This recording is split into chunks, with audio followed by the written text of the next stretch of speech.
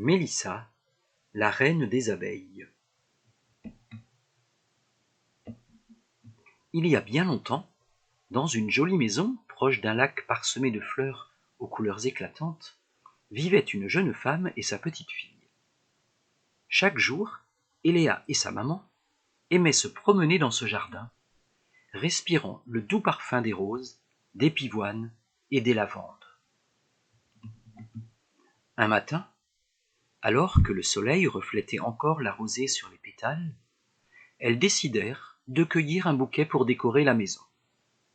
Et Léa repéra un magnifique lys blanc qui brillait au-dessus d'un massif. « Regarde, maman, cette fleur est la plus belle que j'ai jamais vue !» s'exclama-t-elle tout excitée. « Tu as raison, elle est vraiment superbe, ma chérie. Je vais la cueillir pour toi, » répondit sa maman en souriant.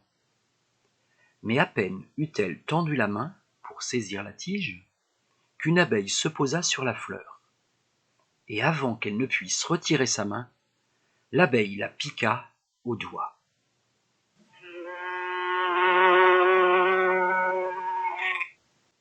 Elle poussa un cri de douleur et tomba au sol, le poignet serré contre sa poitrine.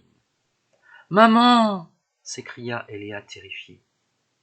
La mère ressentit une brûlure intense envahir tout son corps. Et rapidement, elle s'évanouit. Les jours passaient et la maman allait de plus en plus mal. Elle était alitée, le visage pâle, et sa respiration devenait difficile. Eléa veillait sur elle jour et nuit, mais lentement son état se dégradait. Un soir, alors que la petite fille s'endormait près du lit de sa mère, elle fit un rêve étrange. Une fée lui murmurait «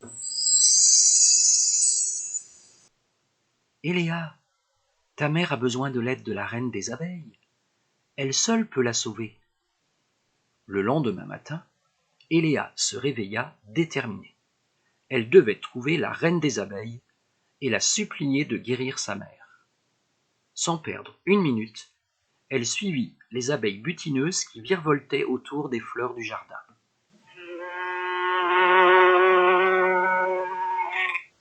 Elle marcha longtemps, très longtemps à travers les champs et les bois. Le chemin était difficile, mais Eléa ne faiblissait pas. Elle savait que chaque pas la rapprochait de la reine des abeilles et de la guérison de sa maman. Après ce qui sembla être des heures de marche, elle arriva enfin devant une immense ruche cachée au creux d'un vieux chêne.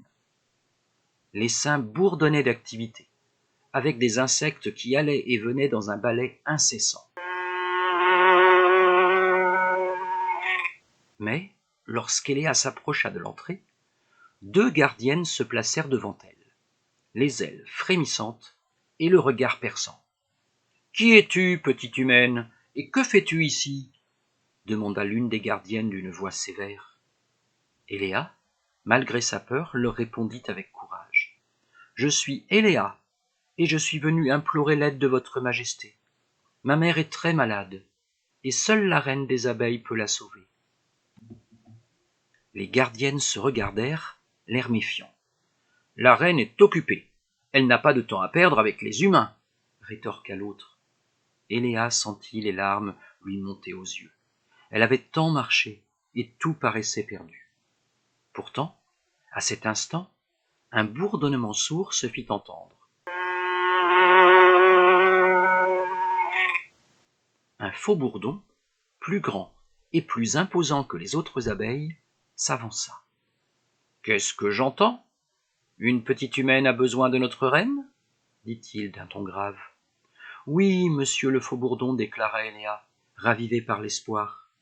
« Ma maman est très malade. Je vous en prie, laissez-moi discuter avec la reine. » Le faux bourdon fut pris de tendresse pour la pauvre enfant.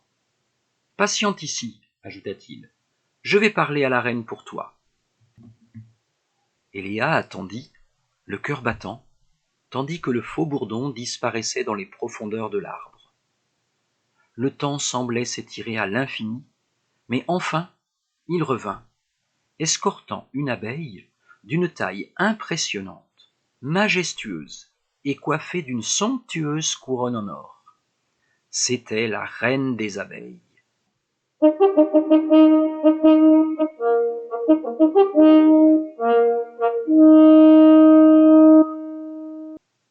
Tu es Eléa ? dit la reine, d'une voix douce et mélodieuse. Je m'appelle Mélissa. On m'a parlé de ta mère. Eléa baissa la tête, troublée par l'émotion. Mélissa la regarda avec compassion. Les humains et les abeilles vivent souvent en paix, mais parfois des malentendus se produisent. Je suis désolée pour ce qui est arrivé à ta maman. Elle se tourna vers ses ouvrières. Amenez-moi de la gelée royale, ordonna-t-elle.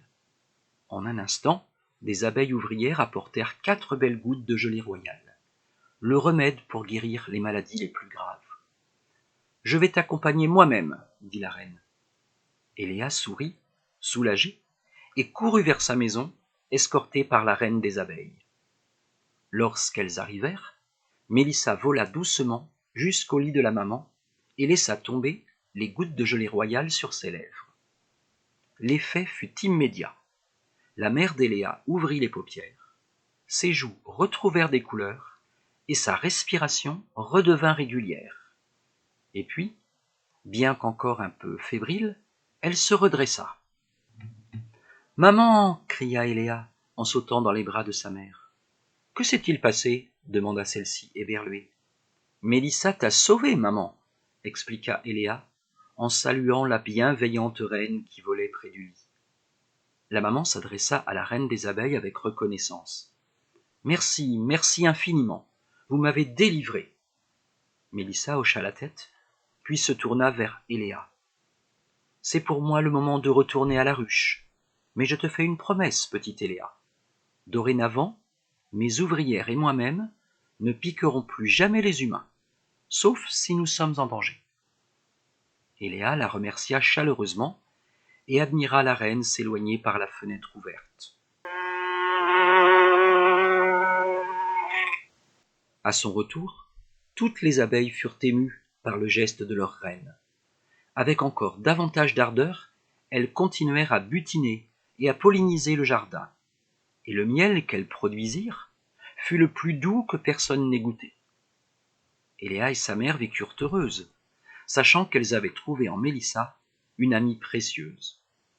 Leur jardin fleurit encore plus qu'auparavant, et chaque jour, elles se régalaient du miel de leurs amis.